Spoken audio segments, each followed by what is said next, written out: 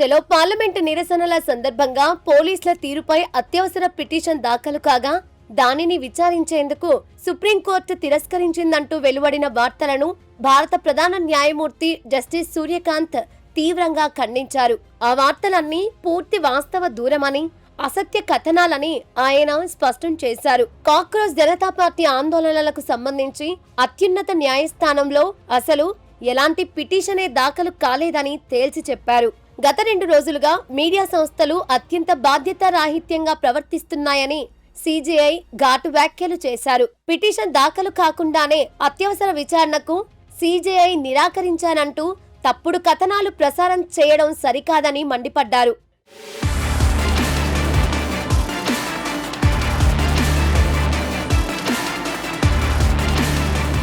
శుక్రవారం ఉదయం కోర్టు కార్యకలాపాలు ప్రారంభమైన తరువాత పలువురు న్యాయవాదులు తమ కేసులను అత్యవసరంగా స్వీకరించాలని విజ్ఞప్తి చేశారు.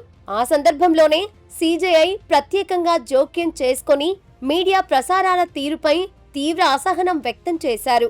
ఉదయం 10 గంటల వరకు సిజేపీ ఆందోళనలకు సంబంధించి కనీసం ఒక్క పిటిషన్ కూడా దాఖలు కాలేదని స్పష్టం చేశారు. సిజేపీ అంశంపై ధర్మాసనం ముందు కేవలం ఒక లాయర్ మాత్రమే విచారణ జరపాలని విజ్ఞప్తి చేశారని సిజేఐ గుర్తు చేశారు. అలా కేవలం ఒక అభ్యర్థనను న్యాయపరమైన పిటిషన్ గా ఎలా స్వీకరిస్తామని ఆయన ప్రశ్నించారు.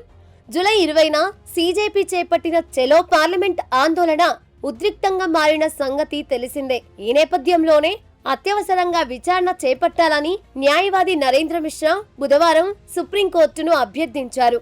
నిరసనకారులపై పోలీసుల దాడులకు సంబంధించి తన వద్ద వీడియో ఆధారాలు ఉన్నాయని ఆయన చెప్పారు.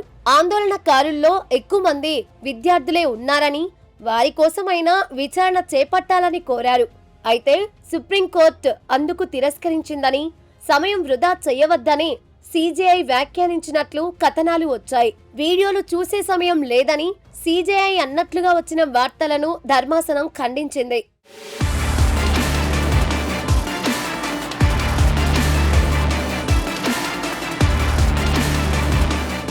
మరోవైపు కోర్టు విచారణలకు సంబంధించిన ఆడియో, వీడియోలను సామాజిక మాధ్యమాల్లో పోస్టు చేయడంపై సుప్రీంకోర్టు కఠిన నిషేధం విధించింది. ఒకవేళ పోస్టు చెయ్యాలి అనుకుంటే సుప్రీంకోర్టు లేదా హైకోర్టు రిజిస్ట్రార్ జనరల్స్ నుంచి ముందస్తు అనుమతి తప్పక తీసుకోవాలని ఆదేశించింది. కోర్టు కార్యకలాపాలను సామాజిక మాధ్యమాల్లో ఉంచడం వల్ల అవి తీవ్రంగా దుర్వినియోగం అవుతాయని పిటిషనర్ తరఫు న్యాయవాది వికాస్ సింగ్ కోర్టుకు వివరించారు. ఈ అభిప్రాయంతో సోలిసిటర్ జనరల్ తుషార్ మెహతా కూడా పూర్తి స్థాయిలో ఏకీభవించారు. వీటి వినియోగంపై స్పష్టమైన నియంత్రణ ఉండాల్సిన అవసరం ఎంతైనా ఉందని ఆయన స్పష్టం చేశారు. ఈ అంశంపై పూర్తి స్థాయిలో వివరణ ఇవ్వాలని కోరుతూ కేంద్ర ప్రభుత్వానికి సుప్రీంకోర్టు నోటీసులు జారీ చేసింది. ముందస్తు ఉపశమన చర్యల్లో భాగంగా ప్రస్తుతానికి సోషల్ మీడియా పోస్టులపై ఈ నిషేధం విధిస్తున్నట్లు అత్యున్నత న్యాయస్థానం ప్రకటించింది.